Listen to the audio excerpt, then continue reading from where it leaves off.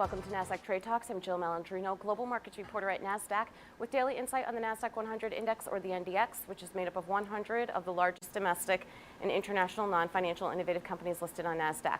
The NDX has been the barometer performing indexes over the last decade and a half, not to mention one of the most liquid index ecosystems in the world. Joining us this Wednesday afternoon, we have Ryan McCormack, factor and core equity strategist at Invesco, to discuss Nasdaq-100 weekly performance. And Ryan, it really has been a session of a little bit of yo-yo action today. Yeah, today for sure. But last week firmly in the green. QQQM and QQQ up 8.89 and 8.88% respectively, outperformed both the S&P 500, which was up 5.86%, and the S&P 500 Value Index up 3.66%. Certainly growth has been unloved this year. It seems like maybe those dip buyers coming back into the market, but last week there was a lot to digest.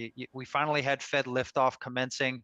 For a lot of the week, there was renewed hope about peace in Ukraine. Those talks obviously continue. And then beyond that, we saw some level of focus towards China last week, like we covered in our conversation. But officials had remarked on how they were planning to shore up their equity market and maybe ease some of the restrictions that we've seen, particularly on technology companies. And then on Friday, in a much anticipated call, President Biden and Chinese leader Xi noted that China did not want to see war in Ukraine, and noted that it was sending humanitarian aid, not weapons. So I think that gave the market some level of ease. And then today, with that yo-yo action, we saw mortgage applications for the week ended March 18th fall by 8.1%. We saw new home sales for February miss expectations. So I think as we look forward after Fed liftoff, and likely a number of subsequent rate hikes throughout this year, these are going to be metrics to keep an eye on as we see how we kind of the balance between higher mortgage rates and this red hot housing market will progress. And how about sector performance? What was leading the way?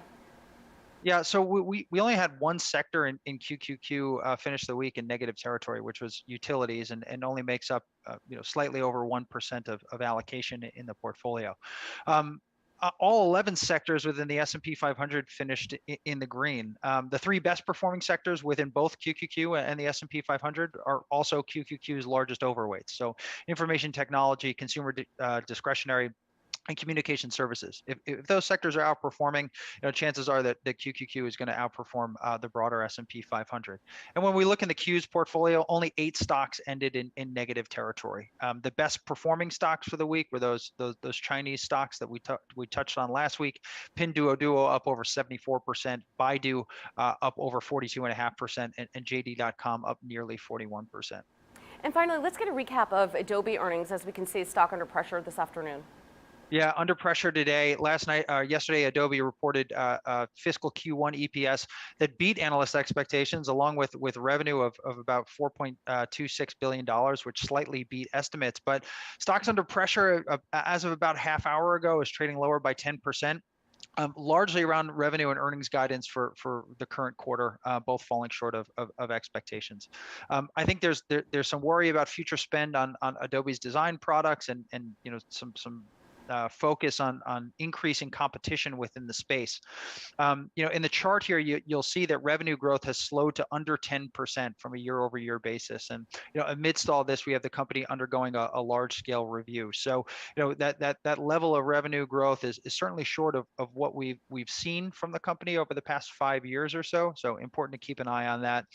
Additionally, as we move towards another round of earnings season, Adobe did make some comments in terms of reducing their fiscal year revenue forecast or estimates from Russia and Belarus by $75 million, as well as reducing potential kind of revenue models from Ukraine by $12 million. So as we start to see the impact from the conflict in Eastern Europe, I mean, not tremendous, but companies are making note of it. So it will be important to see throughout other earnings reports. Yeah, Ryan, I think that's really going to be what the case is here when it comes to guidance. And we kind of had a sense of what they were going to do for the quarter, but look looking forward, because when it comes to supply chain, when it comes to when certain technology components will be available, it really does impact a number of the companies, not only within the Nasdaq-100, but other broader averages as well. I also think that investors are being more discerning about the evaluations that they are assigning to companies, especially when it comes to sales and revenue. I think that's another trend that we'll have to watch, but I think that the challenge of forward guidance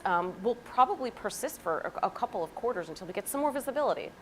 That's for sure. And I mean, there's a number of companies that just stopped providing forward guidance, right? I mean, I think it was too noisy. It's tough to model a lot of those things that you made mention of, and some very high profile companies just said we're not providing forward guidance anymore. So again, to your point, to the extent that we're seeing it, it'll be important to look at maybe some of those supply chain delays, how much they're lingering, and any sort of impacts from what's going on in Eastern Europe. All right, Ryan, appreciate the insight as always. Thanks for joining us on Trade Talks. I'm Jill Malandrino, Global Markets Reporter at Nasdaq.